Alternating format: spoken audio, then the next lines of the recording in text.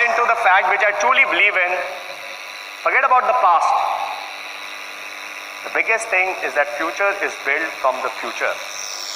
Future has got not to be built from your past. And so let us just for a minute think about what is the potential of direct selling in India. Okay. And I'll tell you, there was a KPMG report which came out with very credible data that this industry will move from $1 billion to about $9 billion. That's 9 times the turnover. But you know what I've done? I've just taken, if we were to be $5 billion by 2030, okay? So between now and the next 15 years, if we were to be just $5 billion industry, today our market share in the direct selling space is close to about 40% today. So if I take a 40% market share of that $5 billion industry, we are going to be not less than $2 billion. I say forget about that. Let's just take a 30% market share. We'll still be $1.5 billion. So the promise which I commit to you today and the partnership which I expect of you for tomorrow is that let's, in the next 5 years, when we do our silver jubilee, celebrate $1 billion of turnover together. You think it's possible? I think it's achievable. And imagine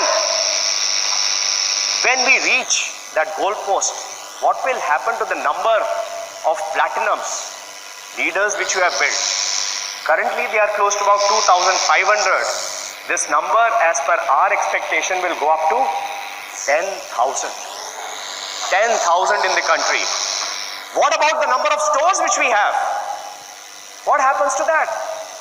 Today we have close to about 130 stores. By 2030, I commit that we will have close to about 1,000 stores in the country. 1,000 experience stores we are going to open in this country. What about how we meaningfully contribute to the digital wave in this country? Today we transfer close to about 5 lakh payments every month digitally into the bank accounts of people. There are not many corporates in India who do that, let me tell you. But tomorrow, this could go up to 30 lakhs in a month. In a month. If you multiply it by 12, you will find it in crores. Today we are close to about 1.4% of all the digital transactions which take place in the country as per the RBI data. We are really supporting this financial inclusion cause, and tomorrow we are going to partner big time with the government of India to make sure that we showcase this digital, how we are really championing this digital cause in the country. What about the manufacturing plant, the brick and mortar? Ek plant kafi hai? Of course not. We are going to have 2 plants, I would say, in this country, and not only that, it's going to be useful when we are exporting out of the country, especially to Asia is also EIA region, right? We will at that time become the 3rd largest Amway market globally. And not only that, we'll be the top 5 companies in India. So you want to be part of that celebration and that journey? Wow, this side is pretty loud. I'm not sure if I'm able to hear that side. Fantastic. And you know what? These are not numbers out of the air. Because let me tell you, there is this India's demographic dividend which is really happening. It is, the ownership is upon us to capture that market. And look at just some numbers, and let me read those out. 7 crore rural consumers. I say, what are we selling to these consumers? Do we have products? I think we have. I think we have products which we can sell to the rural consumer. Let's look at the young consumers, 50 crore young consumers. And you know what? That's larger than the combined population of Brazil, Russia, Germany and the UK. Wow. Look at the middle class. That's close to about 35 crore people. Honestly, these are big numbers which we have in India. That's the demographic dividend. Not only that, look at the space and the way the nutraceutical market is going to grow in India. It's close to about $2.5 billion. It is expected in 5 years this will go to $6 billion. That's a key and critical market in which we operate, right? And if you look at all the sub-markets within the nutraceuticals or the dietary supplements, if you look on the right side, 40% is vitamins, 30% is supplements, 25%. And if 25% of this 6 billion is protein, that is 1.5 billion. In India will be selling 1.5 billion of only protein. And can we have a space in that? I think we can have. We can have a big space in that to play. Forget about that. Look at the young.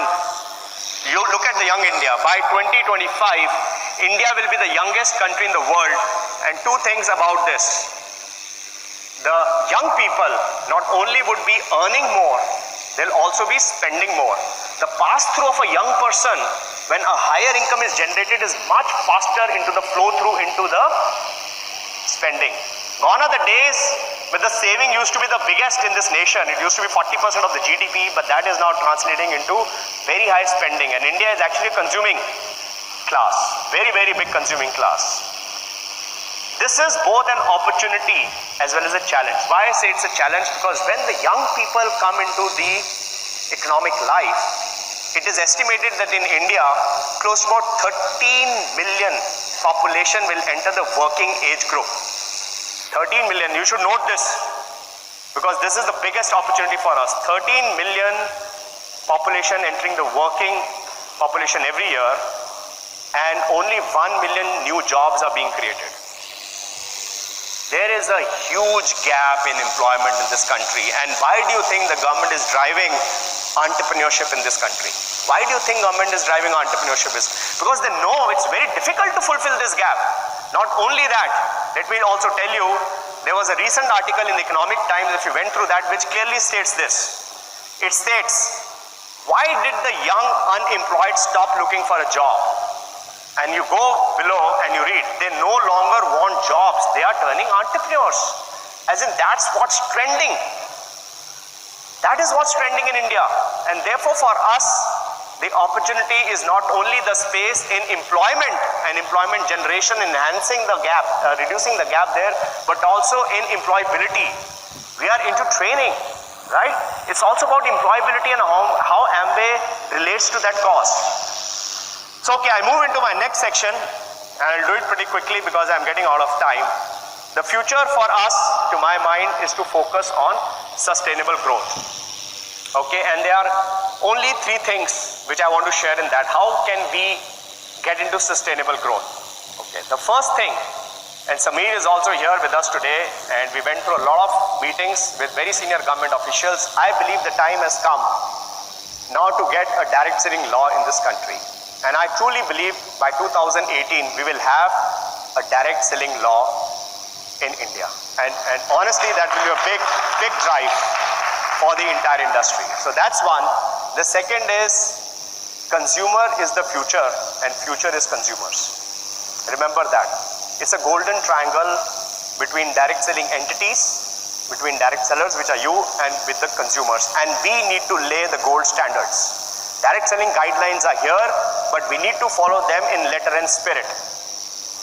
And honestly, if we do that, and if we're on the right side of all the consumers, working with our entrepreneurs, honestly, I feel that's the way we can achieve a sustainable growth in this country. The third and the most important is a strategic product portfolio, right? Sustainable brands having sustainable engagement. That is very important, and we are going to deliver our promise, like I said, on nutrition. Beauty is growing for us more than 20% this year, and I think there are high stakes for us in beauty, and we are really going to penetrate in that market. The other market where we are really serious and committed to is the durable market. So we just came with a cookware product.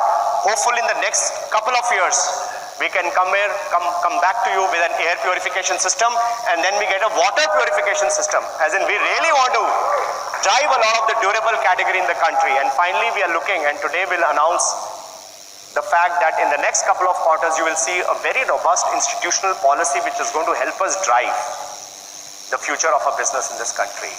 More than that, all of them, what we truly believe will make sense to the value-conscious, tech-savvy consumer if we make market-driven pricing. So we will work a lot and commit ourselves to this market-driving pricing. And we'll have our engagement with LSE to make sure they understand what we mean with this.